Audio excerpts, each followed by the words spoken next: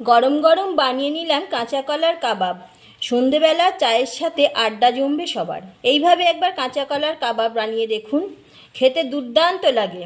আর সন্ধেবেলা চায়ের সাথে তো কোনো কথাই হবে না। চলুন বানিয়ে নিই। কীভাবে বানাচ্ছি দেখতে থাকুন। নমস্কার বন্ধুরা, আমার চ্যানেলে সকলকে স্বাগত জানিয়ে আজকে নিয়ে এলাম নতুন একটা রেসিপি।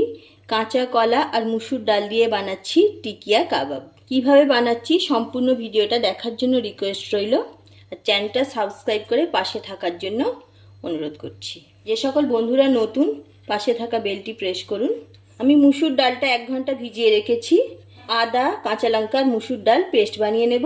আর কাঁচা কলাগুলো সিদ্ধ করে নেব। কাঁচা কলাগুলো সিদ্ধ হয়ে গেছে, অনেকটা ঠান্ডা হয়ে গেছে। আমি খোসাগুলো ছাড়িয়ে নিচ্ছি। কলার খোসাগুলো ছাড়ানো হয়ে গেছে, আমি একটা চামচ দিয়ে ম্যাশ করে নিচ্ছি। কাঁচা কলাটা ম্যাশ করা হয়ে গেছে। দিয়ে দিচ্ছি নুন পরিমাণ মতো, সামান্য হলুদ গুঁড়ো, লঙ্কা গুঁড়ো, জিরে গুঁড়ো, ধনে গুঁড়ো, সর্ষের তেল সামান্য পরিমাণে দিলাম। মুসুর ডাল, আদা, কাঁচা লঙ্কা যে পেস্ট করে নিয়েছিলাম সে পেস্ট দিয়ে দিচ্ছি। পেঁয়াজ ভাজা দিয়ে দিলাম। এবার ভালোভাবে সবগুলো উপকরণ মাখিয়ে নেব। খুব ভালোভাবে মাখানো হয়ে গেছে। আমি হাতে একটু তেল মেখে নিয়েছি।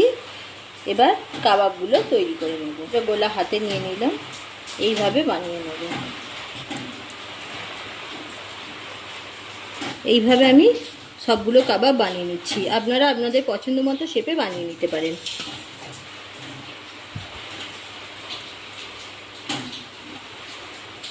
আমি আরও একটা শেপ বানিয়ে দিলাম। এইভাবে সব টিকিয়াগুলো তৈরি করে নিচ্ছি। সবগুলো কাবাব বানানো হয়ে গেছে। এতগুলো কাবাব আমি ভাজবো না, এইভাবে বানিয়ে আপনারা ডিপ ফ্রিজেও রেখে দিতে পারেন। যখন বাড়িতে কোনো গেস্ট আসবে ভেজে দিতে পারবেন।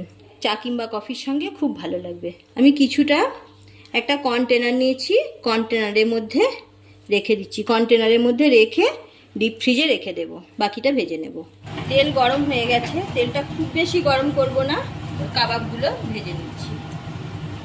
গ্যাসের ফ্লেমটা মিডিয়ামে রেখে কাবাবগুলো ভাজবো। কাবাবগুলো মিডিয়াম আছে উল্টে পাল্টে ভেজে নিচ্ছি। একটু সময় নিয়ে ভাজতে হবে। দেখতেই পাচ্ছেন বন্ধুরা, কাবাবগুলো অনেকটাই ফুলে গেছে। আমার ভাজা হয়ে এসেছে, আরও একটু ভাজা হবে, তারপর তুলে নিচ্ছি। সুন্দরভাবে ভাজা হয়ে গেছে, আমি তুলে নিচ্ছি কাবাব। এইভাবে সবগুলো কাবাব ভেজে নেব। কাঁচা কলার টিকিয়া কাবাব সব ভাজা হয়ে গেছে। একটা প্লেটের মধ্যে নিয়ে নিয়েছি, দেখুন কতটা সুন্দর হয়েছে।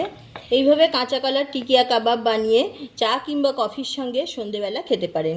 খেতে দুর্দান্ত লাগে।